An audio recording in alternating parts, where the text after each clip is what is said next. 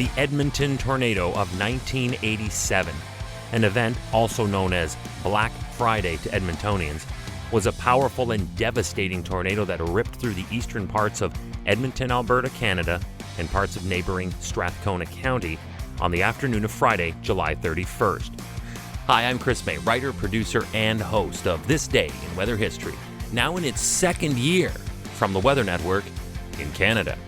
But it wasn't alone. It was just one of 7 other tornadoes in central Alberta on this day in weather history. The tornado started as a small funnel cloud south of Edmonton. It peaked as an F4 on the Fujita scale and remained on the ground for an hour, cutting a swath of destruction close to 31 kilometers in length, that's almost 20 miles by the way, and up to almost 1.5 kilometers, or just under 1 mile, wide in some places. It was responsible for the deaths of 27 people.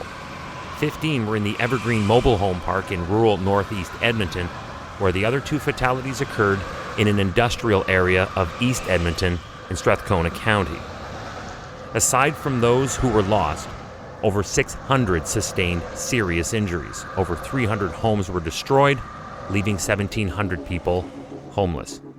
The loss of life, injuries, and destruction of property made it the worst natural disaster in Alberta's recent history and one of the worst in the country of Canada's history. Black Friday, however, did result in some sweeping changes to the science and data collection of storms in Alberta. This instigated the immediate installation of the Alberta Emergency Management Agency, which opened the next year in 1988. The agency is in charge of coordinating government resources for 57 different kinds of natural and man-made disasters, from tornadoes to Amber Alerts. The agency has about 205,000 followers on social media and a new app users can sign up for to have alerts sent directly to their phones. And then, what started as a single radio channel back in 1992, the Emergency Public Warning System, also a result of what happened in 1987, has expanded to 148 channels on radio and TV, as well as the website. The killer tornado also prompted the provincial government to install the first Doppler radar for the region. This allows meteorologists to see the intense winds and better predict the storm's behavior. Environment Canada at the time did have a severe weather outlook issued, recognizing the potential for an event like this, but the equipment back then was simply not sufficient. Welcome to year 2 of this podcast. Right now, you're listening to the full version of today's story on your favorite podcast provider, but there's also the daily podcast video short. They're shot right here in my podcast recording studio, so you get that perspective, but oftentimes they will include visuals from that day's event from when it happened in weather history. So after listening to the full story, go check out the podcast video short on television or online anytime at theweathernetwork.com/weather history. Environment Canada meteorologist Brian Proctor was working at CFB Edmonton the night the tornado struck.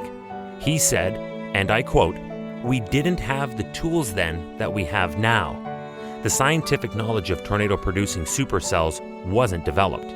Previously, meteorologists had to view satellite images, radar, and surface observations separately. Current software allows them to put data together to get a 3D picture of the atmosphere. The software today helps meteorologists determine which days are more prone to severe weather events, even several days in advance. You never want to see advances coming from tragedy, but we are a reactive rather than proactive species. We learn and we adapt. This way, hopefully, we never see the intense loss of life that we saw in this tornado outbreak of Black Friday. Edmonton, Alberta, July 31st, 1987. This day in weather history."